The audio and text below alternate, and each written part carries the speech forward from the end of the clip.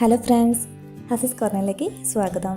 ഇന്നൊരു bounty chocolate ബാറാണ് ചെയ്യുന്നത്. എങ്ങനെ ചെയ്യുന്നത് നോക്കാം. അതിനായിട്ട് ഡെസിക്കേറ്റഡ് കോക്കനട്ട് വേണം, 1/2 കപ്പ്. Fresh cream 1/4 cup. പഞ്ചസാര 1 ടേബിൾ സ്പൂൺ.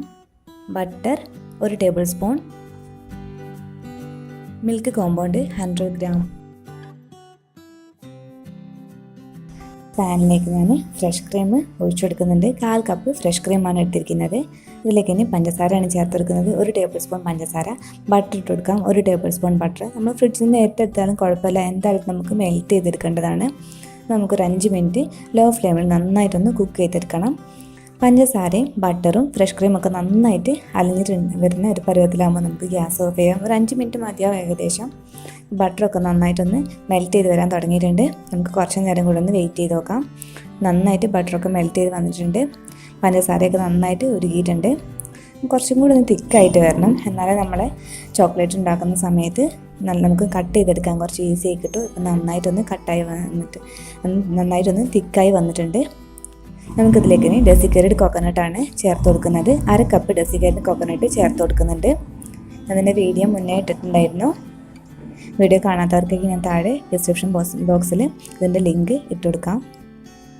നമുക്ക് നന്നായിട്ടൊന്ന് മിക്സ് ചെയ്തെടുക്കണം. കുറച്ച് തിക്കായിട്ട് വരുന്ന പരുവത്തിൽ നമുക്ക് ലോ ഫ്ലെയിമിൽ നന്നായിട്ടൊന്ന് കുക്ക് ചെയ്തെടുക്കാം.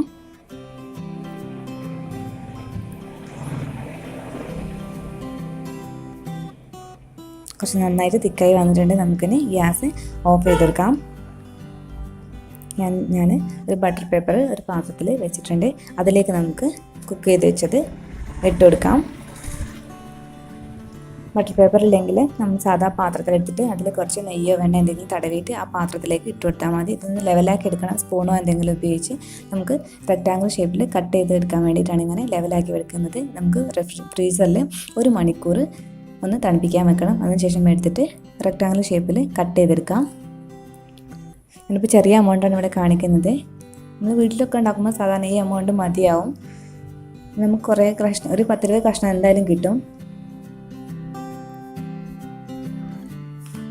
നിങ്ങൾക്ക് ഇഷ്ടമുള്ള ഷേപ്പിൽ കട്ട് ചെയ്തെടുക്കാം. ഇതേപോലെ ഞാൻ ഒന്നും കൂടി നടുവിലൊന്നും കട്ട് ചെയ്ത് കൊടുക്കുന്നുണ്ട്. ഇതേപോലെ നമുക്ക് ഓരോ പീസായിട്ട് കട്ട് ചെയ്തെടുക്കാം. എനിക്ക് 16 പീസോളം കിട്ടിയിട്ടുണ്ട്. ഒന്നും കൂടി ചെറുതാക്കി നമുക്ക് കുറച്ചും കൂടി പീസ് കിട്ടും. ഇതുപോലെ ഞാനെല്ലാം ഇതേപോലെ കട്ട് ചെയ്ത് വെച്ചിട്ടുണ്ട്. നമുക്ക് അടുത്തതായിട്ട് ചോക്ലേറ്റ് മെൽറ്റ് ചെയ്തെടുക്കാനാണ് വേണ്ടത്. ഡബിൾ ബോയിലിങ്ങിൽ നമുക്ക് ചോക്ലേറ്റ് 100 ഗ്രാം ചോക്ലേറ്റ് നന്നായിട്ടൊന്ന് ഉരുക്കിയെടുക്കാം. ഇല്ലെങ്കിൽ നമുക്ക് മൈക്രോവേവിൽ വെച്ചിട്ട് ഒരു 2 മിനിറ്റ് ഹൈ പവറിൽ വെച്ചാൽ നമുക്ക് ചോക്ലേറ്റ് മെൽറ്റ് ചെയ്തെടുക്കാൻ പറ്റും. നന്നായിട്ട് ചോക്ലേറ്റ് മെൽറ്റായി വന്നിട്ടുണ്ട്. ഞാനത് ഗ്യാസിൽ നിന്ന് മാറ്റിയിട്ടുണ്ട്. ചോക്ലേറ്റ് നമുക്ക് ഓരോ പീസായിട്ട് അതിൽ ഇട്ട് കൊടുക്കാം.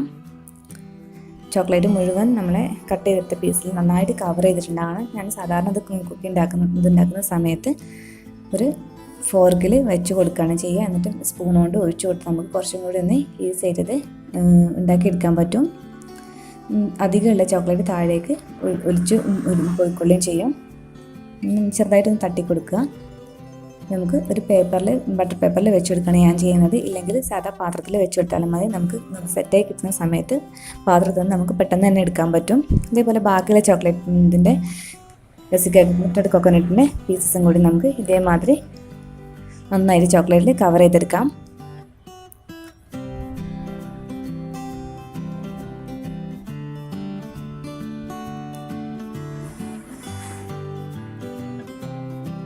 ഇതേപോലെ നമുക്ക് വെച്ച് കൊടുക്കാം. നമുക്ക് എളുപ്പത്തിൽ തന്നെ ഇത് ഉണ്ടാക്കിയെടുക്കാൻ പറ്റുന്നത് നമുക്ക് ഫ്രിഡ്ജിൽ വെച്ച് തണുപ്പിച്ചിട്ട് ഉപയോഗിക്കാം.